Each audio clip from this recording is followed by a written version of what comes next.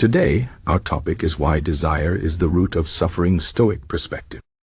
Life is full of ups and downs, and sometimes we feel happy, while other times we feel sad or frustrated. The Stoics, who were ancient philosophers, believed that many of our problems come from our desires. They said that wanting things too much can lead to suffering. Let me explain why this is true, and how we can use Stoic ideas to live a better life.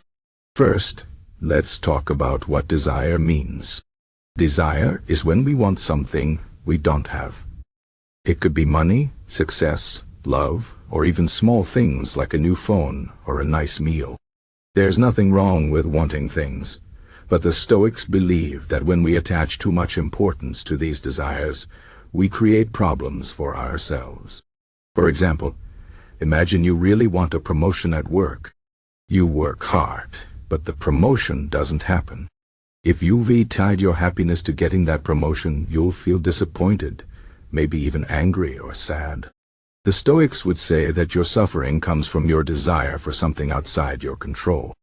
They taught that we should focus on what we can control and let go of what we can't. In this case, you can control how hard you work, how you treat your colleagues, and your attitude, but you can't control whether your boss gives you the promotion.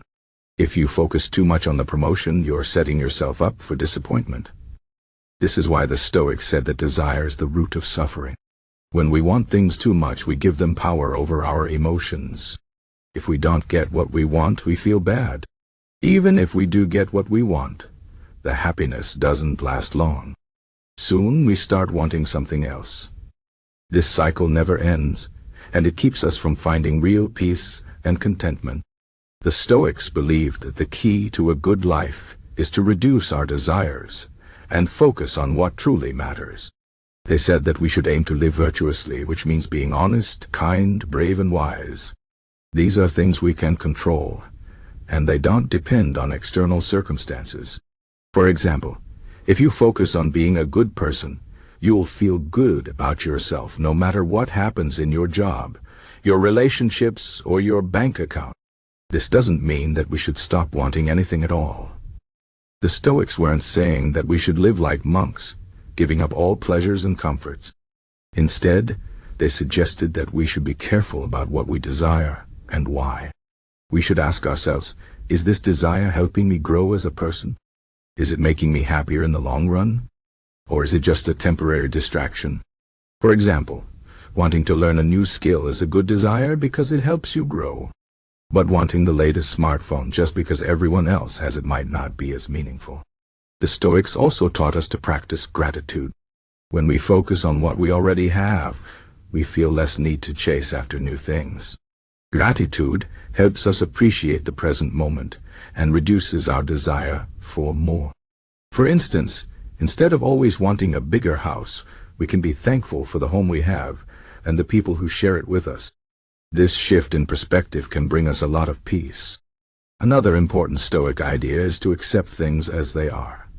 Life is unpredictable, and we can't always get what we want. Sometimes things go wrong, and we face challenges. The Stoics said that instead of fighting against these difficulties, we should accept them and learn from them. This doesn't mean we should give up or stop trying. It means we should recognize that some things are beyond our control and focus on how we respond to them. For example, if you lose your job, you can't change the fact that it happened, but you can control how you react. You can choose to stay positive, learn new skills, and look for new opportunities. By accepting the situation and focusing on your actions, you can turn a difficult experience into a chance for growth. The Stoics also believed in the power of mindset. They said that our thoughts shape our reality. If we constantly think about what we lack, we'll feel unhappy. But if we focus on what we have and what we can do, we'll feel more content. For example, instead of thinking, "I'll never be successful," you can think, "I have the ability to improve and achieve my goals."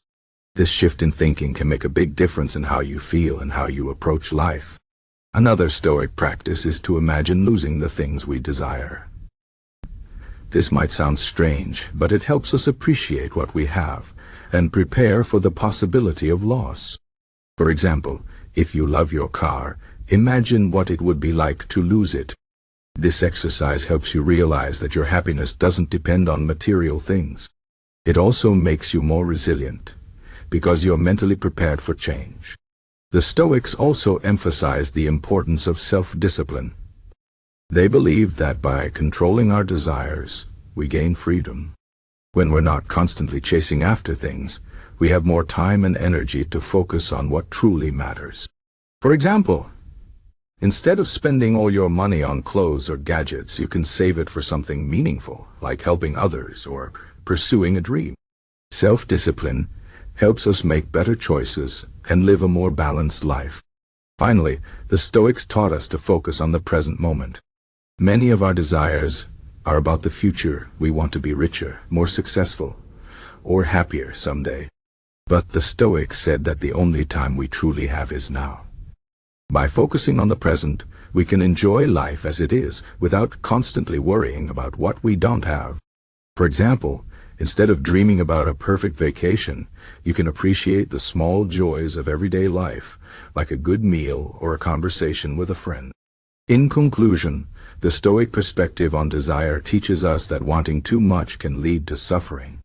By reducing our desires, practicing gratitude, accepting what we can't control, and focusing on the present, we can find peace and contentment.